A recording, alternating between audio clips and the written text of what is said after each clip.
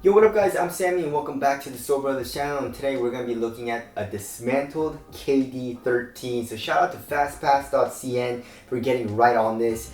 And this is the Planet Hoops colorway. I believe this was just a Chinese exclusive, which kind of sucks because this color is really dope. And I wonder if this is like glow in the dark. Probably is, right? But yeah, so the KD13 is available, and there's three colorways I believe. So there's the regular black and white colorway. Well, this is just in the US. The Easter looking colorway, I forgot what that one's called. And then the colorway that I got, the chains one, which I really don't like.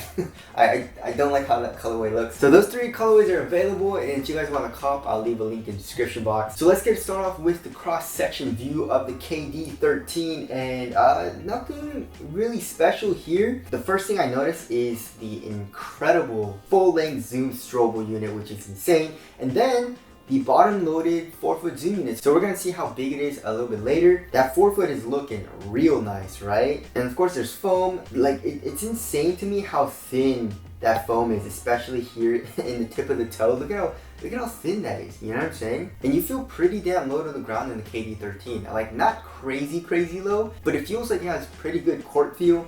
And then as far as foam goes, they don't use a lot of foam really at all. It's just only in the ankle area. And then the tongue, it's kind of weird because they're using that weird foam material, and I guess that goes throughout the entire tongue. And as far as the materials go, it looks like it's triple layered. So if you look in the toe, it looks like there's 3 materials, which is kind of crazy because the KD13 feels really thin. So I guess they're using 3 really thin materials, right? Oh, this is interesting. So I didn't notice this on the cross-section cut. It's a little bit harder to see, but there's a zoomed in picture of this. And so here on the bottom, you guys can see that green plastic thing. That's the midfoot shank, right? So I guess on top of that, there's no foam. So I wonder if there's just no foam here, like only on top of this plastic part. But that does save weight from the shoe, which is nice, and you don't really need foam there, I guess, because it's your midfoot. The only place you kind of need foam is, I guess, in the heel and the forefoot, right? And then so yeah, I guess it is glow in the dark. So here is the upper separated from the midsole and outsole. So the tongue is connected to an inner booty material, which goes underneath this, I guess, like textile material. And there's 2 good things that come from this type of tongue. You know, comparing to like a tongue that's just independent, is that the tongue stays in place.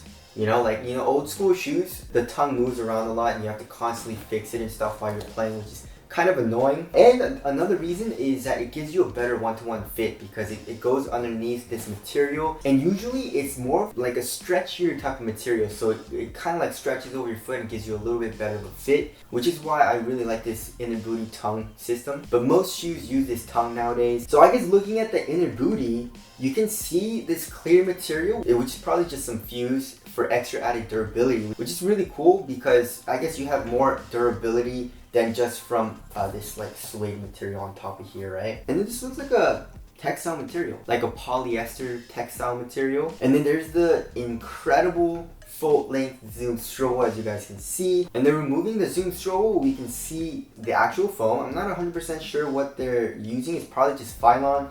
And then we can see the zoom units. It's kind of like that oval-shaped one. It's not the really thin rectangle one. It's the oval-shaped one, as you guys can see. And then we can see the hole in the midfoot. So the hole is pretty much the same size as this midfoot shank plate, and that does save weight, which is good.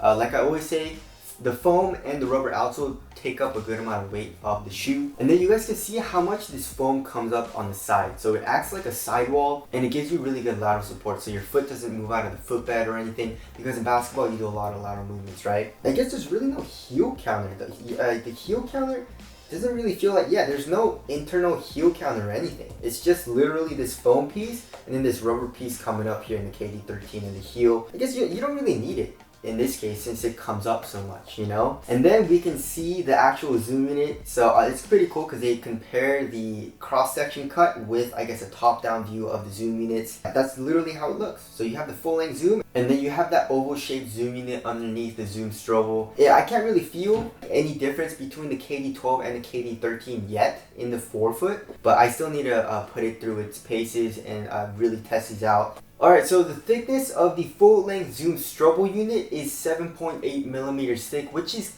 a little bit thinner than average. If I remember correctly, the average thickness of zoom units is like around 8 to 9 millimeters, so I guess like 0.2 to like a millimeter thinner. It's not too bad. And then the independent zoom unit, you know, the smaller zoom unit is 7.3 millimeters thick. It's a little bit thinner, but it's pretty much the same, I guess. And then both of them combined is 14.83 millimeters thick, which is pretty crazy in the forefoot. And then we can see this little plastic piece here on the lateral side. This is kind of useless, I would say. It doesn't even come up to where it kind of acts as a lateral support. It just kind of like cages the foam. But it's not like this foam is soft at all. The only reason you would need this is if the foam was like really soft and it felt a little unstable. So you would need this to, you know, make it more stable, obviously, right?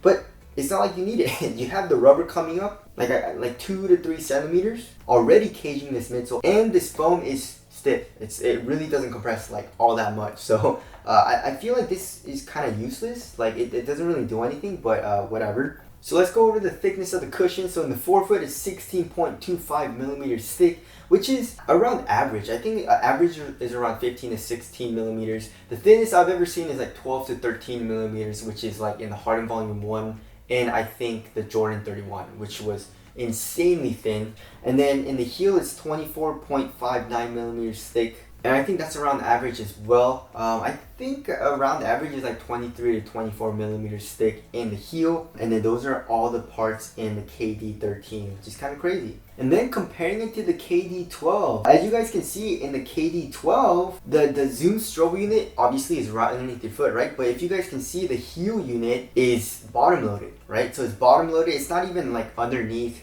the actual zoom strobe. It's bottom loaded so that there's foam in between the zoom strobe and that hex zoom unit in the heel. And there's really no point in that hex zoom unit, you know what I'm saying? So I forgot about this, but the KD12 also had holes in the midsole, which helped to reduce weight. And as you guys can see, also the insole is a good amount thicker in the KD12. And like I said in the comparison, the insole in the KD12 feels a lot better. It's softer and it's more foam-like than the KD13. The KD13 insole is more just like styrofoam or something. It doesn't feel very nice. But I mean, other than that, it looks pretty similar, right? But also another thing is the KD12 didn't have like a midfoot shank plate. And that's probably because, you know, it didn't really need it. This plastic caging here on the lateral side, I feel like gave enough support, you know, enough torsional support for the shoe that, you know, they didn't really need to add anything for that. So that's probably why they didn't. And then the KD13 doesn't really have that. I guess the foam a little bit, but they still added one, which is good. And as far as the zoom strobe unit goes, it looks exactly the same, and it has that articulation in it as well. So the shoe can flex. And also comparing the thicknesses of the midsoles from the KD13 and the KD12. So the KD12 is 17.5 millimeters thick in the forefoot, and I believe the okay, so 16.25 for the KD13. So it's a little bit thinner in the KD13s. And then the heel, it's 22.54 millimeters thick in the KD12. And then 24.59 millimeters thick in the KD13. So the KD13 is a little bit higher up off the ground in the heel, but a little bit thinner in the forefoot, and the offset is a little bit more than the KD12. The KD12 is a little bit more flat. The KD13 has a little bit more of an offset. So yeah, that's the KD13 dismantled. I love the zoom strobe unit, and I love the air strobe unit that they use in the PG4. They gotta use those two units in more shoes. I'm a huge fan of it, and I'm sure a lot of you guys love it as well. So tell us your thoughts on the KD13 dismantled. Is it what you guys were expecting? And again, if you guys want to get either of these shoes, I'll try to leave a link in the description box. But that's it. Thank you guys for watching, and I'll see you guys in the next one.